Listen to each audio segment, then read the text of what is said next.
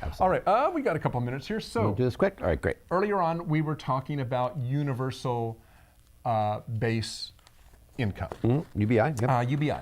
You and I have never really talked about that. I mean, what do you think of that idea? I mean, is that putting?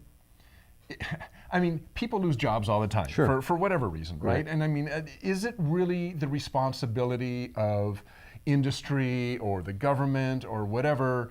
Look, you know, you ran out of skills, or, you know, somebody brought in a robot, you're out on the street, gee, that's just the way it goes. That's the way it's always been. Yeah. Do we really need another safety net? Well, things always change. I mean, things always change. 100 years ago, there were very few safety nets for people that did lose their jobs, you know. We've always used the example of ditch diggers who lost their jobs to steam shovels, right? That's a classic example. Yeah. And I mean, at that point, there was nothing. You know, you fell totally out in many cases, and there was poverty that's not like the poverty we have now. I mean, it was backbreaking, deathly poverty. Not that every poverty is good, but so we have put systems in place as time has gone along in this country and in the rest of the world too. Actually, this country is behind the rest of the world in some cases in terms of safety nets. So the question is, from a global good, from a universal good, what is the right thing to do? I mean, and it does kind of fall in somewhat to your belief system. I mean, you know, does government exist to simply get out of the way and make sure that everybody has the rights and the liberty to do pretty much whatever they want, and only with some moderate protections and restrictions? Or does government exist to help people and to make sure that everyone has an equal, fair shot and can have their piece of what society, the benefits of society are?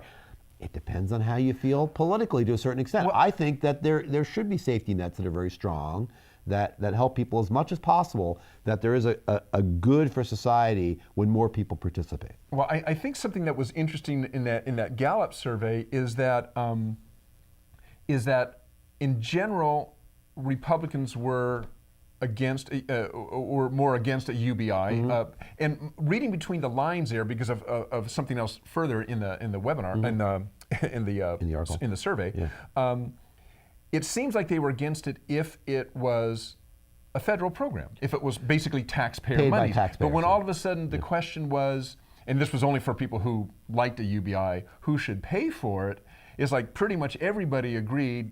No, it was like 75 or 80%, something like that. Everybody agreed that no, it shouldn't be the taxpayer, it should be the companies themselves that are responsible for it, because they're the ones who are benefiting from it. Increasingly, those lines are blurring. I mean, you look at a company like Apple. I mean, if Apple has to pay, you know, let's say, pick a number, $250 billion in this program over the course of time, we will pay some of that.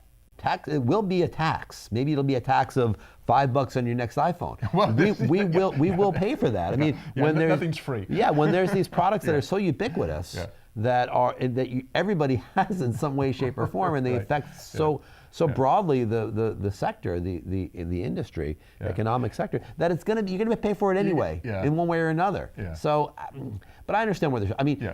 Hey, nobody wants to pay extra taxes for something that you feel is supporting just some group of people that you don't know.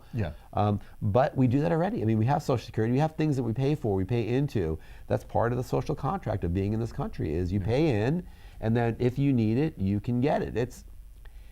It's not pure capitalism. We're not in a purely capitalist society. You hear many times, you'll hear, you know, deep rock red ribbed conservatives say, you know, we have socialism in this country. Well, yeah, we do.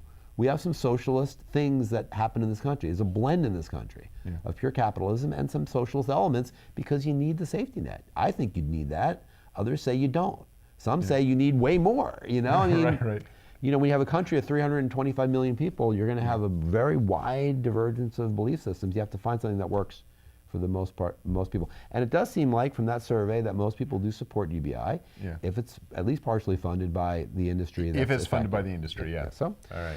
Good stuff there, Dirk. All right. Thank you, man.